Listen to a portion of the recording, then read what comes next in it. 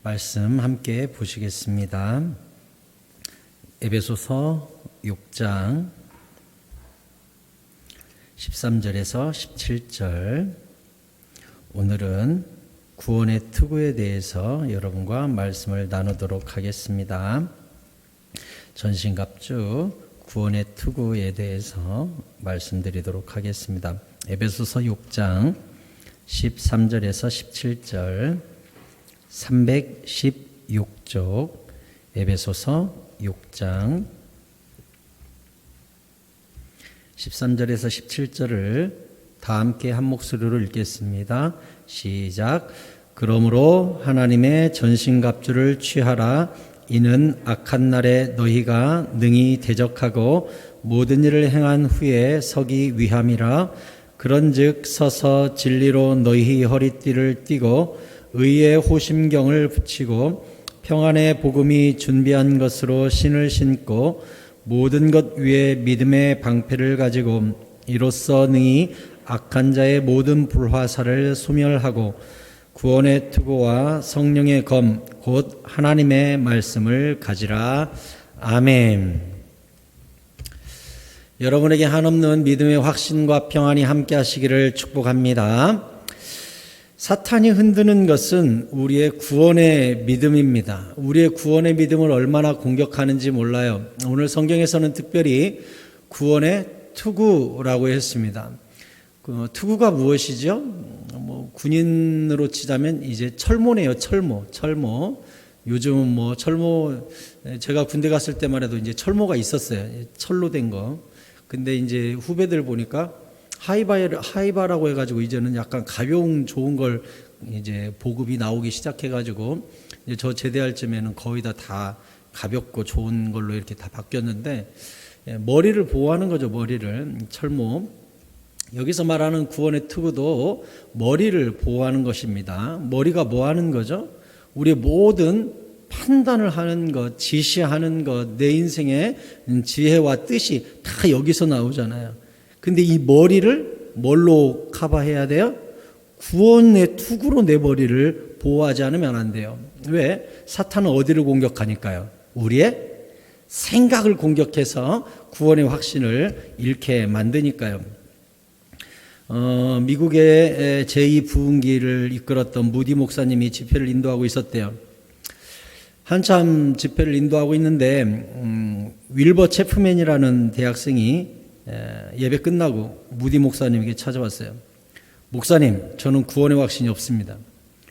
무디가 물었어요. 당신은 예수님이 십자가에 못 박혀 죽으시면서 우리의 죄를 다 담당하셨음을 믿습니까? 나는 그 사실이 믿어지지 않습니다. 무디가 다시 물었어요. 요한복음 5장 24절에 내가 진실로 너에게 이르노니 내 말을 듣고 또 나를 보내신 이를 믿는 자는 영생을 얻었고 심판에 이르지 아니하나니 사망에서 생명으로 옮겼느니라 라는 말씀을 믿습니까? 그랬더니 믿습니다 했어요. 그러면 영생을 얻었네요. 그랬더니 글쎄요, 그건 잘 모르겠어요. 그래서 무디가 소리를 질렀어요.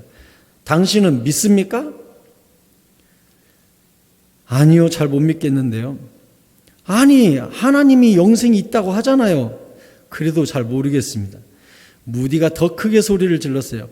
당신이 뭔데 하나님을 무시합니까? 하나님이 영생이 있다고 하셨으면 있는 것이지 왜 못 믿어요?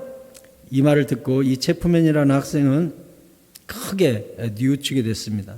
그래서 집회 후에 혼자 남아서 하나님께 깊은 회개를 하고 구원의 확신을 얻게 되었어요. 그 길로 이 체프맨이 학교를 중퇴하고 신학교에 입학하게 되었는데, 나중에 무디가 은퇴하고 나서 이 체프맨이 후임 목사님이 된 것이죠. 자기가 집회 때 가서 구원의 확신 시켰던 그 대학생이 이 큰 조직의 후임자가 된 것입니다. 여러분, 구원을 얻으면 모든 것을 얻은 것이요, 구원을 잃으면 모든 것을 잃은 것입니다. 제가 올 초부터 여러분에게 복음에 대해서, 구원에 대해서 자주 이야기를 합니다. 하나님께서 많이 시키시는 것 같아요. 특히나 이단이 창궐하고 흔들리고 있는 이때 우리 새사랑 성도님들을 구원의 투구로 무장시키는데 하나님이 굉장히 신경을 쓰신다, 이것을 제가 느껴요.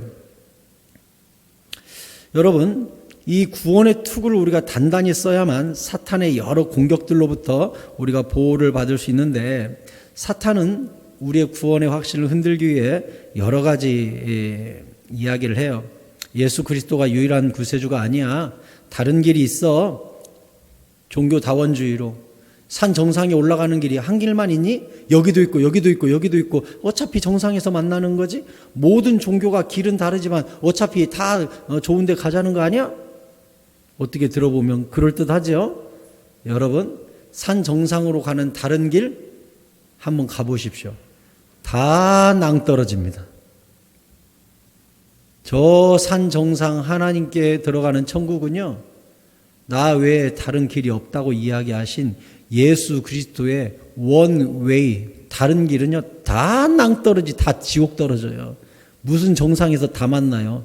천국 가는 길이요 한 길밖에 없어요. 외길. 예수 십자가 외에는 없어요. 주님께서 말씀하셨어요. 내가 곧 길이요 진리요 생명이니 나로 말미암지 않고는 아버지께로 나아갈 자가 없느니라. 없어요. 다른 길은 없어요. 오직 예수 손잡고 가는 유일한 구원의 길만 있을 뿐이에요. 우리는 구원을 받았죠. 에베소서 2장 1절에 다시 한번 우리의 구원을 돌아보십시다. 그는 허물과 죄로 죽었던 너희를 살리셨도다. 우리가 어떻게 죽었다고요? 허물과 죄로 죽었대요. 그럼 허물과 죄로 죽었다는 말 뜻이 뭐겠어요? 육신이 죽었다는 뜻이 아니죠. 죄로 말미암아 영혼이 이미 지옥 간 거나 다름없는 그 상태인 우리를 갖다가 예수님이 살리셨어요. 그때 너희는 그 가운데서 행하여, 그 가운데가 어디예요? 허물과 죄 가운데 행하여 이 세상 풍조를 따르고 공중의 권세 잡은 자를 뭣도 모르고 따라간 거예요. 아무것도 모르고. 곧 지금 불순종의 아들들 가운데서 역사하는 그 거짓의 영을 따라서 그게 전부인 줄 알고, 내가 착하게 살면 잘 살고 착하게 살면 좋은데 극락하는 줄 알고. 3절, 전에는 우리도 다 그 가운데서 우리 육체의 욕심을 따라 지냈어요. 육체와 마음에 원하는 것을 하고 양심을 따라 그냥 살고, 다른 이들과 같이 본질상 진노의 자녀예요. 자연적으로 살다가는 모두 다 지옥 가는 진노의 자녀, 의의를 얻을 방법 자체가 없는 그런 존재였어요.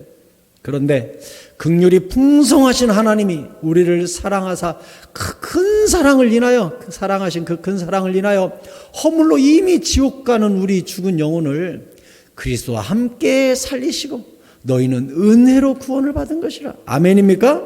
예, 은혜로. 나의 공적이나 나의 행적 아무 소용없었어요. 또 함께 일으키사 무덤에서부터 이미 죽음 바 된 우리를 지옥으로부터 일으키셔서 그리스도 예수 안에서 함께 하늘에 앉히시는 놀라운 기적. 이는 그리스도 예수 안에서 우리에게 자비하심으로써 그 은혜의 지극히 풍성함을 오는 여러 세대에 나타내려 하심이라. 너희는 그 은혜에 의하여 믿음으로 말미암아 구원을 받았으니 이것은 너희에게서 난 것이 아니요 하나님의 선물이라 그랬어요. 행위에서 난 것이 아니니 이는 누구든지 자랑하지 못하게 하려면. 사도 바울이 뭐라고 그랬어요? 나의 자랑은 십자가밖에 없다 그랬어요.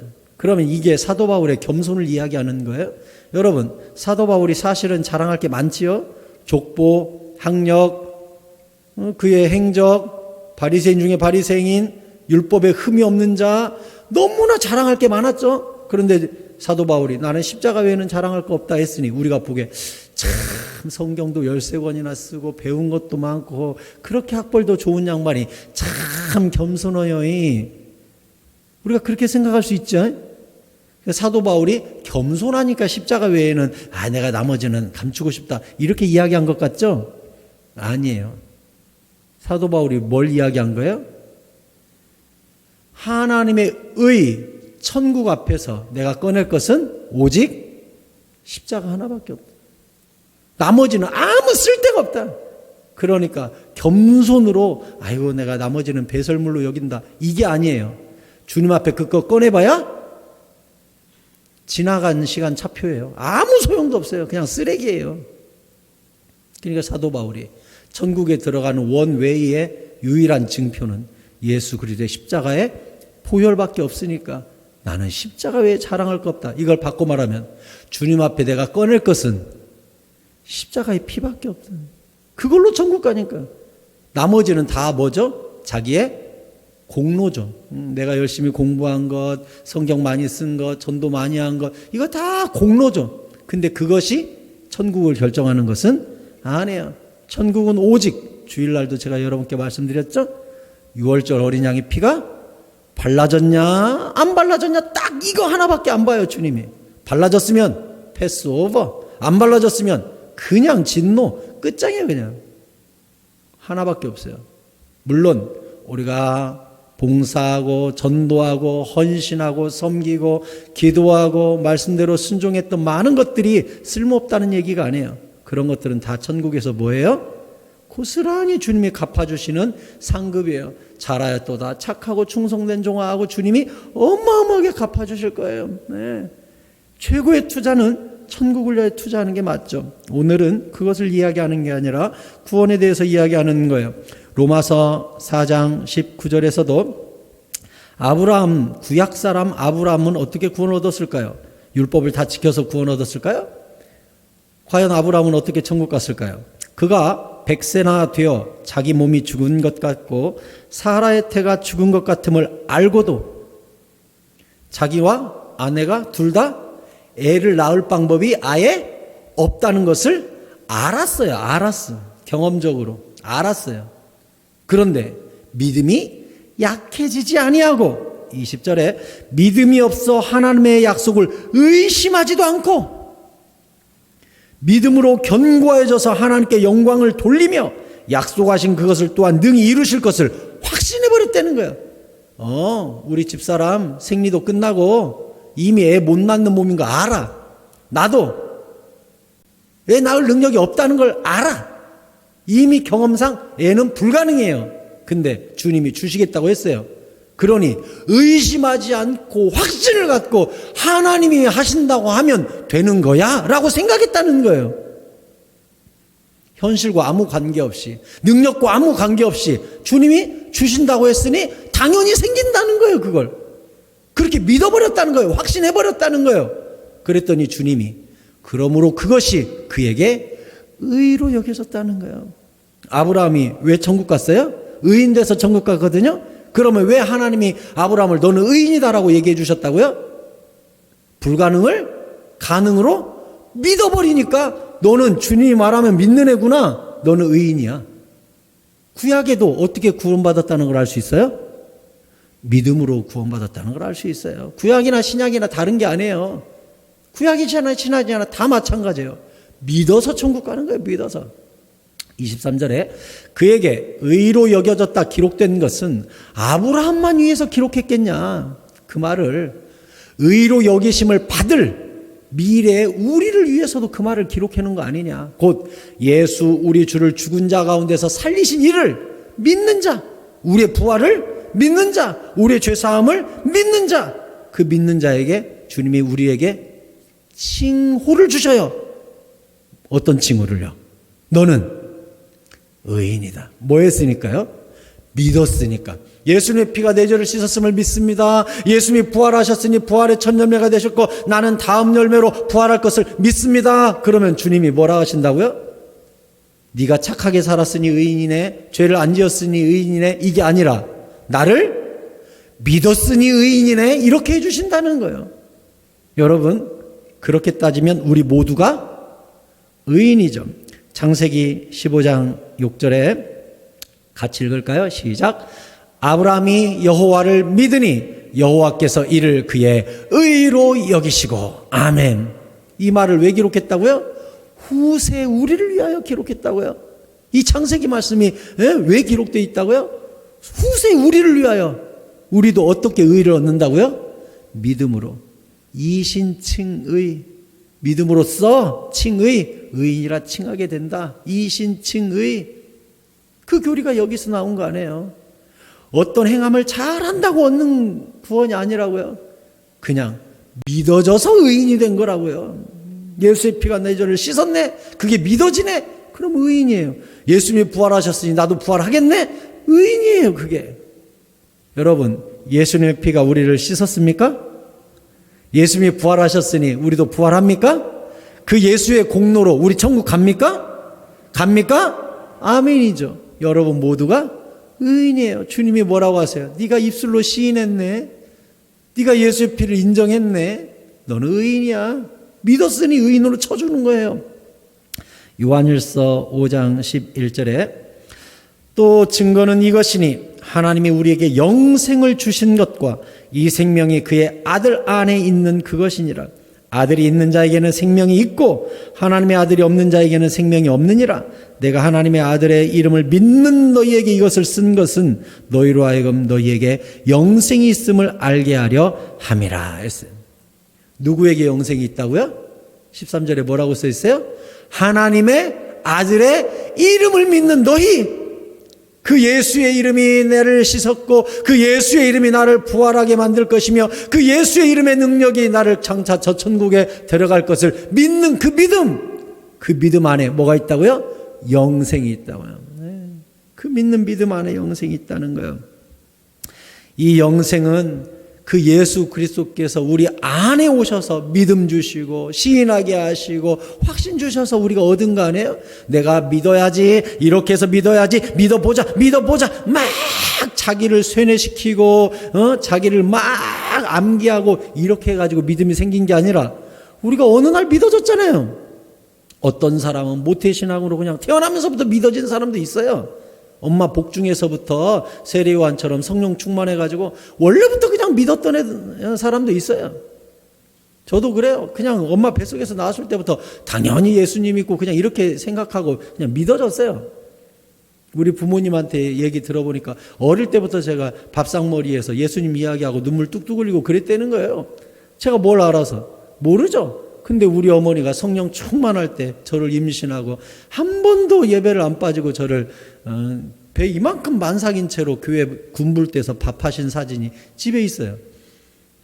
배가 볼록한데 군불 떼고 있어요. 사진이. 교회 밥한 큰 솥단지 밥하고 계세요. 물어봤죠. 뱃속에 누구냐고. 저예요. 저도 군불을 같이 뗐어요. 거기서. 저는 뭣도 몰랐어요. 그냥 나와보니까 믿음이 이 안에 이미 있어요. 그냥 다 믿어졌어요. 모든 성경에 있는 게 모두 다 팩트로 받아들여졌어요. 얼마나 신기해요. 내가 이 아기가 뱃속에서부터 그래 나가면 내가 믿어보자 이러고 태어났습니까? 아니에요. 그냥 나오니까 믿어졌어요. 누가 믿게 한 거예요? 주님이 믿게 한 거잖아요. 우리 하나님이 믿음 주신 거잖아요. 그러니 내 공로가 없어요. 이 믿음은 누가 시작한 거예요? 출발점이? 하늘이에요. 그냥 주님이 나를 찍어가지고 예수 믿게 하셨어요. 그러니 내 공로는 하나도 없어요. 내 공로로 구원을 얻은 거라면 내 공로가 사라질 때마다 불안에 떨죠. 아니 취소되면 어떡하지? 아니 이게 약발이 떨어지면 어떡하지? 얼마나 두렵겠어요. 내가 뭐 잘못할 때마다 아이고 이제는 지옥 가나? 이제는 선행과 악행 사이에서 50대 50에서 49대 51로 악행이 조금 많아지면 아이고 이제 난 지옥 가나? 그렇게 살아야 됩니까 우리가? 아니에요. 주님이 나에게 믿음 주셔버렸고 그냥 예수의 피가 나를 씻었다는 게 믿어져 버렸고 나 죽으면 죽는 게 아니라 천국 간다는 사실이 믿어져 버렸어요. 그 믿음을 다 누가 줬어요? 주님이 줬어요. 그러니 주님 편에서 시작했기 때문에 이 구원은 취소될 수가 없는 거예요. 그래서 주님이 뭐라고 그랬어요? 너희에게 성령이 임하시면 영원토록 너희와 함께 하신다 그랬어요. 그게 뭐예요? 한번 성령이 오셔서 나에게 믿음 주시면 그 성령은 절대로 떠나거나 취소하는 법이 없다는 거예요. 구원의 여정 자체를 누가 시작했기 때문에요?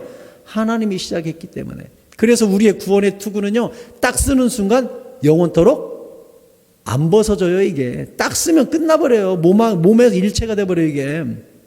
그런데 사탄은 이 구원의 투구를 여전히 공격을 해요. 나의 생각을 끊임없이 공격해요. 가룟 유다 머릿속에 예수를 팔려는 생각을 틈을 내어서 막 집어넣고 했듯이 지금도 사탄은 할 수만 있거든 택하신 자들조차도 미혹하는 놈이 이 놈이에요. 택하신 자들도 내버려 두지 않는다고요.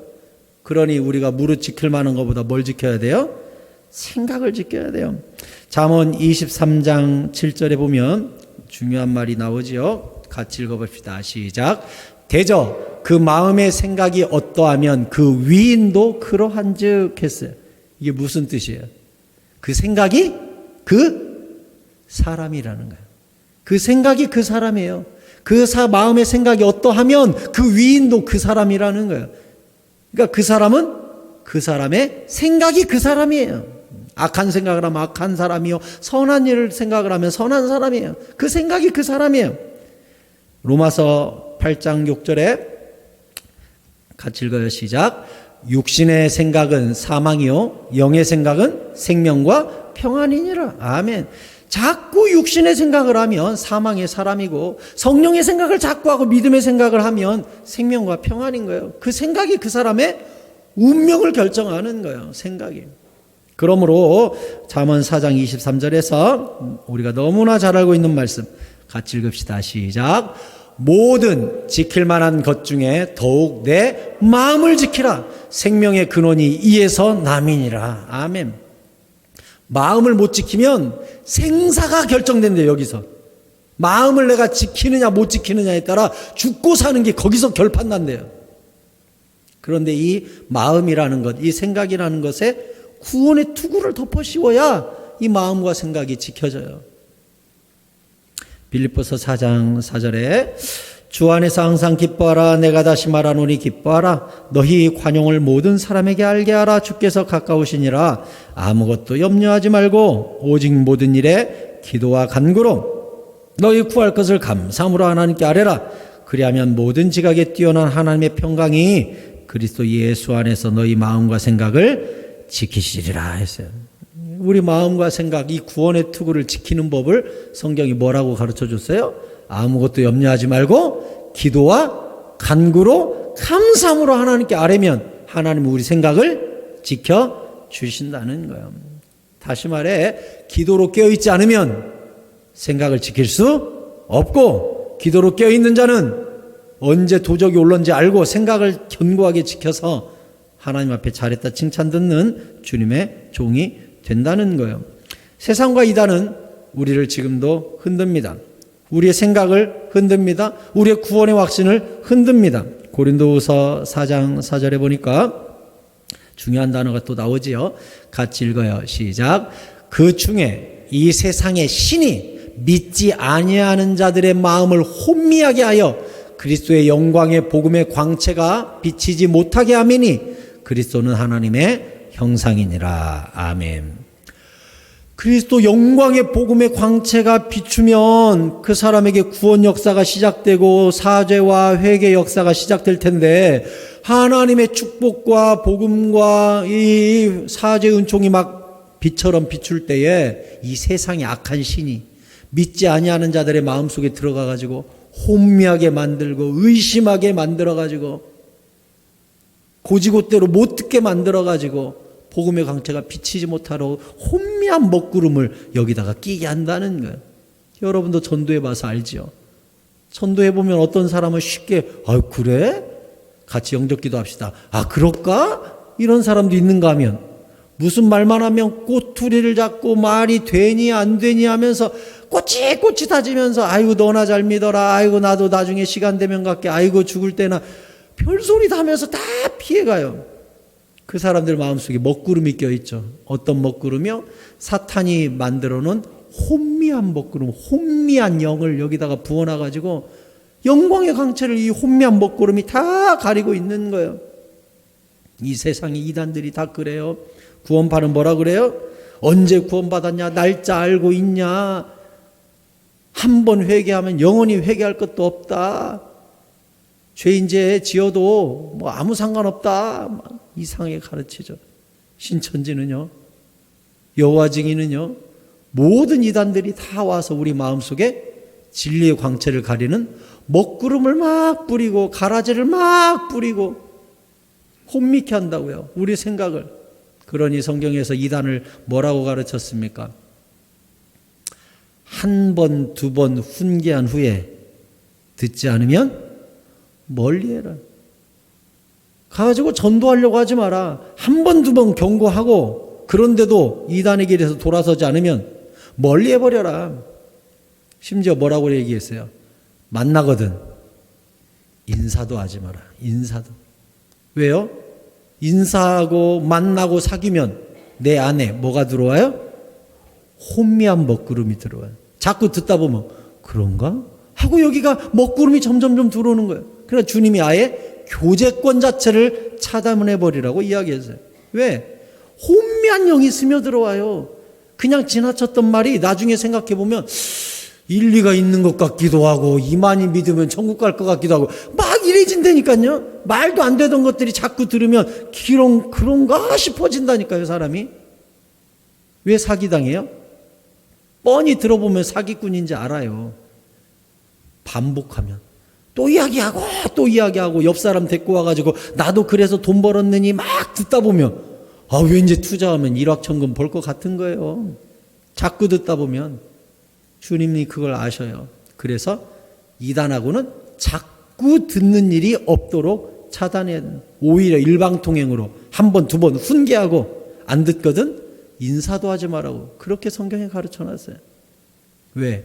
혼미한 영이 이 안에 들어오니까 흔들리지 말아야 돼요. 야고보서 1장 6절에 구원의 투구를 우리가 어떻게 단단히 써야 됩니까? 오직 믿음으로 구하고 조금도 의심하지 말라. 의심하는 자는 마치 바람에 밀려 요동하는 바다 물결 같다 했어요. 우리 믿음의 이 구원의 투구를 써도 의심하지 말고 단단히 붙잡아야 돼요. 자, 그러면 우리의 구원의 투구에는 어떤 특징이 있을까요? 사도 바울이 데살로니가 전서 5장 8절에서 똑같은 말씀을 하셨는데 여기에는 약간의 다른 표현이 들어있어요. 같이 읽겠습니다. 시작. 우리는 낮에 속하였으니 정신을 차리고 믿음과 사랑에 호심경을 붙이고 구원의 소망의 투구를 쓰자. 아멘. 오늘 에베소서에서는 뭐라고 했죠? 그냥 구원의 투구를 써라. 이렇게 가르쳤죠? 그런데 여기 데살로니가 전서에서는 구원의 소망의 투구를 써라. 이렇게 소망이라는 단어가 붙어 있습니다. 왜 여기서는 구원의 투구의 특징 중에 소망이라는 단어가 붙어 있을까요? 여러분, 우리의 구원이 완성됐습니까? 아니죠. 제가 늘 하는 말이지만 이미 구원을 얻었으나 아직 천국이 오지 않은 중간지대에 우리가 살고 있잖아요. 그러니 이미와 아직 사이에서 우리의 구원이 이미 우리에게 왔으나 아직 오지 않은 까닭에 그날까지 필요한 게 뭐라는 거예요? 이미와 아직 사이에 뭐가 필요하다는 거예요? 우리에게 구원은 이미 왔어요. 그런데 아직 하나님의 나라는 우리에게 오지 않았어요. 이미와 아직 사이에 우리가 무엇을 붙잡고 있어야 된다는 거예요? 써 있잖아요. 소망을 붙들고 있어야 된다는 거예요. 구원이 이미와 아직 사이에 우리가 견고하기 위해서는 소망으로 붙들고 있어야 그때까지 견딜 수 있다는 거예요. 그러니까 구원의 투구는요 반드시 붙어 있는 게 소망하고 같이 붙어 있어요. 구원은 이루어지지 않은, 완성되지 않았기 때문에 우리에게 소망과 같이 붙어 있어요. 그래서 로마서 8장에도 이렇게 돼 있어요. 로마서 8장 24절에 같이 읽어요. 시작. 우리가 소망으로 구원을 얻었음에 보이는 소망이 소망이 아니니 보는 것을 누가 바라리요? 아멘. 이미 이루어져 버렸으면 누가 바라겠냐. 아직 안 이루어졌으니 우리가 믿었어도 소망을 가지고 그 구원의 날을 기다려야 되는 거 아니냐. 이렇게 가르치고 있어요. 그래서 구원은 동전의 앞면과 뒷면처럼 반드시 구원과 소망은 붙어 있어요. 그래서 소망의 투구를, 구원의 투구를 쓴 사람은 이 안에 뭐가 있는 거예요? 소망이 있는 거예요. 그러니까 지금 아무리 내 형편이 어렵고 힘들어도 구원의 확신이 있는 사람, 하나님의 선하심을 믿는 사람, 내가 주님 앞에 의인으로 인정받았음을 알고 있는 사람에게는 이 안에 뭐가 솟아나요? 늘 소망이 솟아나요. 늘 구원의 확신이 있는 사람, 언젠가는 주님이 모든 것을 합하여 선을 이루실 것을 알고 있는 사람, 그 사람 가슴 속에는 늘 불덩어리 하나가 있어요. 어떤 불덩어리요? 소망의 불덩어리. 아니야. 주님은 달라. 주님의 생각은 달라. 주님이 이루실 일들이 있어. 주님은 모든 것이 합하여 선을 이루실 거야. 하나님 편에서 시작된 이 구원은 반드시 이루어지고 말 거야. 라는 소망이 이 가운데 늘 있기 때문에 절대로 구원의 투구를 쓴 사람은 절망하지 않아요. 이 안에 소망이 있어요. 결국 하나님이 모든 것을 합하여 선을 이룬다는 걸 아니까. 히브리서 10장 36절에 같이 읽을까요? 시작. 너희에게 인내가 필요함은 너희가 하나님의 뜻을 행한 후에 약속하신 것을 받기 위함이라. 아멘. 구원은 이미와 아직 사이에 아직 이루어지지 않았죠. 약속만 돼 있는 거죠. 그 약속하신 구원을 받기 위해서 우리에게 소망이 있는데, 이 소망의 특징이 뭐예요? 인내요. 인내로 하면서 소망으로 붙들고 그 구원의 날을 기다리는 거예요. 그러니 구원의 투구를 쓴 사람이 정말 잘하는 게 뭐예요? 잘 참아요. 예. 소망이 있으니까 언젠가는 하면서 잘 참아요. 제가 일전에도 한번 그런 말씀 드렸죠.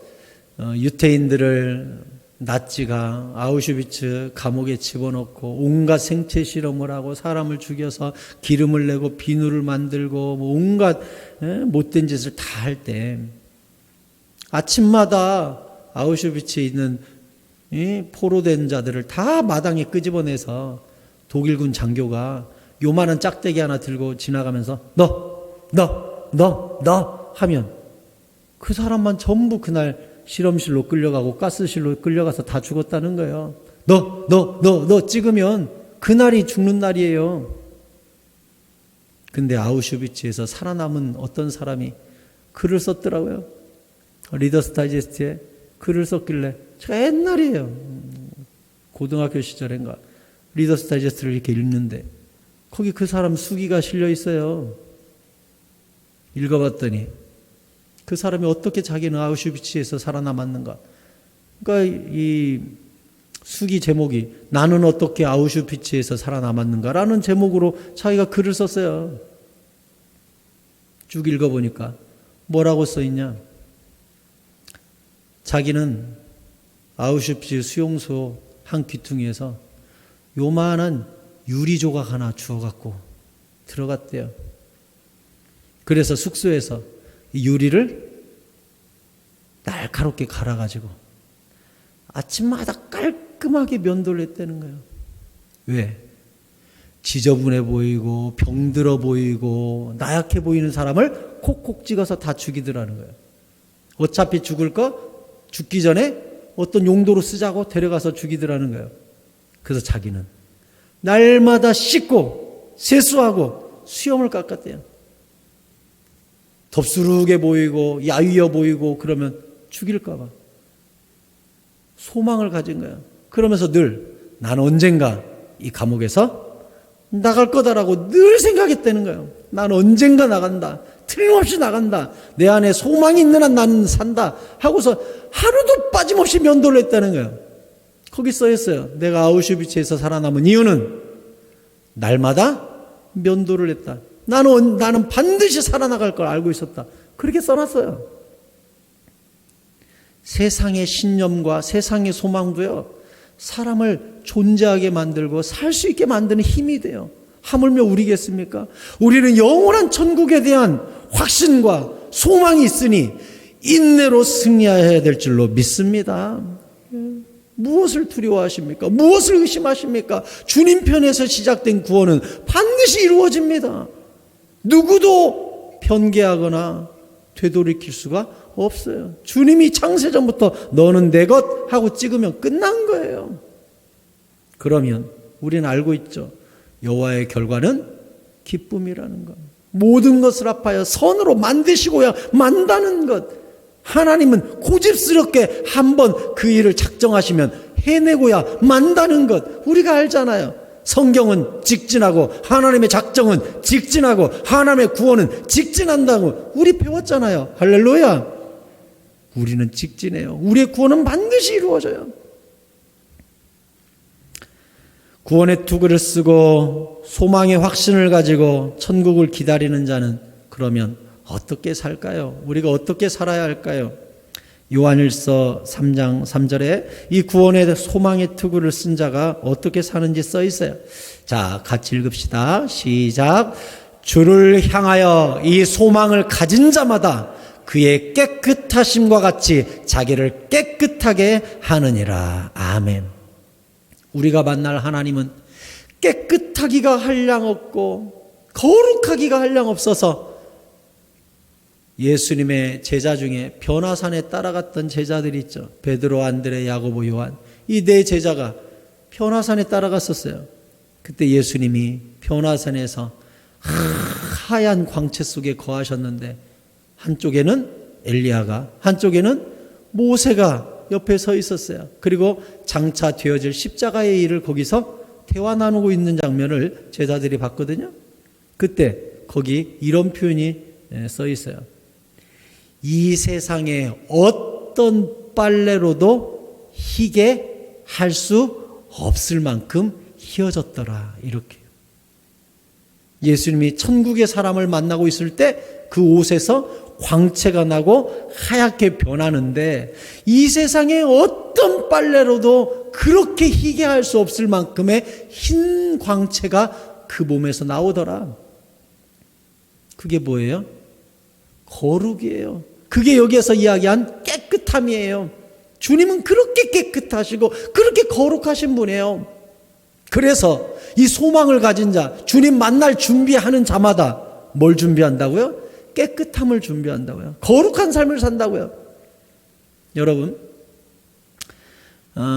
신의 산에서 모세를 통하여 하나님이 여러 가지 예법과 제사 방법과 제사장들의 복장들을 또 성막의 형식들을 지시하셨어요.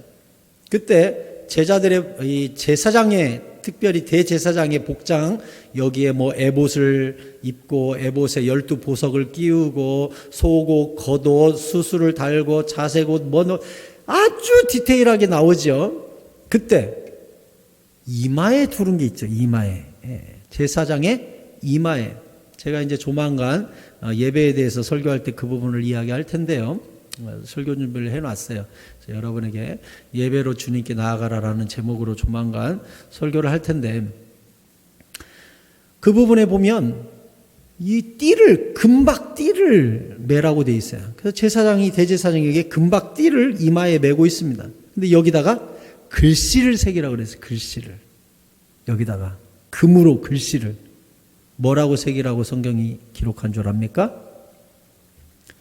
여호와께 성결.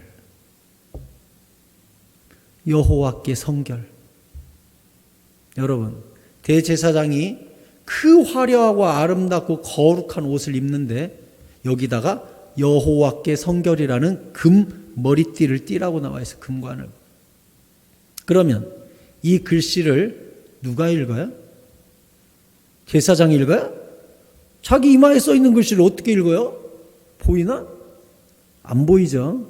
그러면 대제사장의 이마에 여호와께 성결이라는 이 금띠를 왜 띠게 했어요?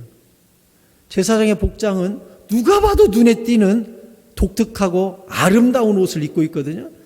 뭐 모자로부터 시작해가지고 금으로 막 술을 놓고 빨간색 막 너무 아름다운 옷을 입고 있어요. 게다가 방울까지 달아놨거든요. 걸어갈 때마다요 이 치마에서는 짤랑짤랑짤랑. 그러니 모든 사람이 쳐다볼 수밖에 없어요. 사람이 쳐다보게 되면 어디를 보죠? 얼굴을 보잖아요. 짤랑짤랑 소리 나면 얼굴을 보잖아요. 사람을. 그 제사장 얼굴을 보면 보라는 듯이 이마에 써 있는 거예요. 뭐라고요? 여호와께 성결. 예배자가, 여호와께 나아가는 자가, 주님의 면전에 선 자가 무엇을 요청받고 있는 겁니까? 거룩함을 요청받고 있는 거예요. 예배는 어떤 자가? 거룩한 자가 나아가는 것이라는 것을 아예 글씨로 메시지를 주고 있어요. 이마에 전광판을 달아놨다니까요. 금색 전광판을. 여호와께 성결한 자가 예배로 나오라고 여기다가 메시지를 아예 박아놨다니까요. 기본 복장에 아예 새겨놨다니까요. 왜? 하나님은 너무나 거룩한 분이니까, 너무나 빛나는 분이니까, 빛 자체이시니까, 너무 깨끗한 분이니까. 그래서 주님 만날 수 있는 자, 주님께 예배하는 자, 또한 죽어서 주님의 심판대 앞에 서는 자, 언젠가 주님 만날 준비하는 자, 그 사람은 어떠한 삶을 산다고요? 다시 요한일서 3장 3절에 주를 향하여 이 소망을 가진 자마다 주님의 깨끗하심과 같이 자기도 깨끗하게 하는 삶을 산다는 거예요. 이게 특징이에요. 소망을 가진 자, 구원의 투구를 쓴 자의 특징. 주님 만날 소망이 여기 안에 있기 때문에 거룩하고 깨끗한 주님을 위하여 자기 자신의 성전도 깨끗하고 거룩하게 준비하는 삶을 산다는 거예요. 이 사람은 죄를 멀리하고. 로마서 12장 2절에 너희는 이 세대를 본받지 말고 오직 마음을 새롭게 함으로 변화를 받아 하나님의 선하시고 기뻐하시고 온전하신 뜻이 무엇인지 분별하도록 하라 했어요. 악하고 음란한 세대에서 돌이키고 주님의 거룩하심과 같이 나도 거룩해야 되겠구나 하고 여호와께 성결 참된 예배자, 주님 만날 준비를 하는 구원의 소망의 투구를 쓴 자의 삶, 그게 우리 성도의 삶이라고 가르쳐 준 것입니다. 히브리서 6장 19절에 우리가 이 소망을 가지고 있는 것은, 우리가 구원의 이 소망의 투구를 쓰고 있는 것은 영혼의 닷 같아서, 여러분 닷이 뭐예요? 돛을 올려라 그러면 바람으로 가는 이 돛, 닻을 내려라 그러면 항구에 정박할 때 배가 떠내려가지 말라고 배에서 이렇게 생긴 묵직한 거, 화살표 같이 생긴 거 내려가지고 배가 풍랑이 일어도 그 자리에 딱 멈춰 있을 수 있도록 다시 붙잡아주는, 붙잡아. 요즘 코로나가 장기화되면서 제가 새벽마다 무슨 기도하는지 아세요? 저 이 기도예요. 이 성경 구절. 주님, 우리 새사랑 항구에 우리 성도들의 배가 떠내려가지 않도록 영혼의 닻을 우리 항구에 깊이 내리고 우리 성도들이 새사랑 항구에 모두 안전히 거하게 하여 주시옵소서. 제가 이 기도를 그렇게 해요. 날마다. 주님, 우리 성도들 한 사람 한 사람 항구에 다 묶어주세요. 아무도 이 태풍에 떠내려가지 않게 해주세요. 진리로부터 멀어지지 않게 해주세요. 주님께서 이 줄을 단단히 붙잡아 주세요. 이 기도를 날마다 해요. 날마다. 여러분도 그 기도 같이 해주시기 바랍니다. 믿음이 연약한 자들, 새신자들, 시험에 든 자들 있을 수 있잖아요. 그분들을 위해 기도할 때 하나님, 영원한 영혼의 닻을 주님의 교회에 진리 위에 정박하고 그 배가 떠내려가지 않게 해주세요. 여러분 기도해 주시기 바랍니다. 동역자로서 같이 해주세요. 제가 이 기도 날마다 새벽마다 해요. 주님, 영혼의 닻을 이 새사랑 소망의 항구에 내리고 하나님의 진리의 항구에 내리고 떠내려가지 않도록, 예배로부터 멀어지지 않도록 붙잡아 주세요. 저 날마다 기도해요. 우리가 이 소망을 가지고 있는 것은, 천국에 대한 소망, 인내를 가지고 거룩함에 대한 소망을 가지고 있는 것은 영혼의 닷 같아서 튼튼하고 견고하다는 거예요. 소망의 끈이 야무져야 된다는 거예요. 이게 영혼에 떠내려가지 않게 하는 힘이 이 소망에서 나온다는 거예요. 소망이 끊어져 버리면, 희망이 끊어져 버리면 배가 그냥 정처 없이 쫙 바닷가로 떠내려가 버리는 거예요. 그런데 안전한 항구에 배가 멈춰 있을 수 있는 이유는 주님과 내가 연결되어 있는 소망의 끈으로 이게 단단히 유지된다는 거예요. 소망이 없으면 인생 포기해버리잖아요. 희망이 없으면 인생 놔버리잖아요. 그런데 소망이 있으면 병도 이기잖아요. 암도 이기잖아요. 소망이 있으면. 그러니까 이 소망은 내 영혼의 닷과 같아가지고 튼튼하고 견고하게 나를 붙잡아줘요. 그래서 이 소망으로 말미암아 휘장 안에, 저 천국의 구원의 휘장 안에, 하늘 성전 안에 우리가 이 소망을 가지고 들어가는 거예요. 어떻게요? 그리로 앞서가신 예수님이 먼저 휘장을 찢고 첫 열매로 길을 내셨어요. 멜기세덱의 반차를 따라 대제사장의 영원히 대제사장이 돼서 자기 몸을 제물로 바치시고 영원한 대제사장으로 천국으로 시온의 대로를 확 열어놨어요. 우리를 위하여 거기로 들어가셨어요. 그래서 우리는 주님이 이미 내놓은 그 길로 소망의 닻을 딱 내리고 그 끈 붙잡고 나도 저기에 들어갈 거다 하고 주님을 따라가는 삶을 산다는 거예요. 소망은 우리 영혼의 뭐라고요? 닻이라고요. 닻. 이게 없어져 버리면 배 떠내려가 버려요. 없어져 버려요. 인생이 그냥 없어져 버려요. 소망이 있기 때문에 버틴다는 거예요. 이렇게 소망은 구원과 연결되어 있어요. 얼마나 중요한지 몰라요. 말씀을 뵙겠습니다. 여러분, 구원은 내가 조작하거나 내가 만들거나 내가 획득한 것이 아닙니다. 저 주님 편에서 창세전부터 우리를 부르시고 선택하시고 때가 되면 시인하게 하시고 회개하게 하시고 성령이 이 안에 들어오셔서 예수를 주라 시인하게 만드셔서 이루어진 놀라운 일방통행으로 이루어진 역사입니다. 이 구원의 소망의 투구를 딱 쓰고 사탄이 어떻게 나의 생각을 뒤흔들고 어떤 이단이 나를 혼미케 한다 할지라도 소망의 닻을 영원한 대제사장 멜기세덱 되시는 예수님께 단단히 내리고 예수님의 발자취를 따라 첫 천국에 여러분 모두가 입성하게 될 수 있기를 축원합니다. 히브리서 3장 14절에 큰 소리로 같이 읽읍시다. 시작. 우리가 시작할 때 확신한 것을 끝까지 견고히 잡고 있으면 그리스도와 함께 참여한 자가 되리라 했어요. 소망의 닻을 끝까지 견고히 붙잡고 있으면 그리스도와 함께 부활에 참여하고 영광에 참여하고 저 천국 보좌에 참여하는 영광을 우리에게 주시겠다고 성경이 약속했습니다. 여러분, 구원의 날이 우리 눈앞에 멀어 보인다 할지라도 우리는 믿음으로 소망하고 주님의 약속의 성취가 비록 멀리 보인다 할지라도 우리는 믿고 기도합니다. 왜냐하면 우리가 구원의 소망의 투구를 써 있기 때문에 그렇습니다. 여러분, 구원의 투구가 절대로 벗어지지 않도록 우리가 시작할 때 확신한 것을 끝까지 견고히 잡고만 있다면 하나님의 때, 하나님의 방법으로 놀라운 구원과 회복의 역사가 이 땅에서 또한 죽어서 우리 가운데 일어날 줄로 믿습니다.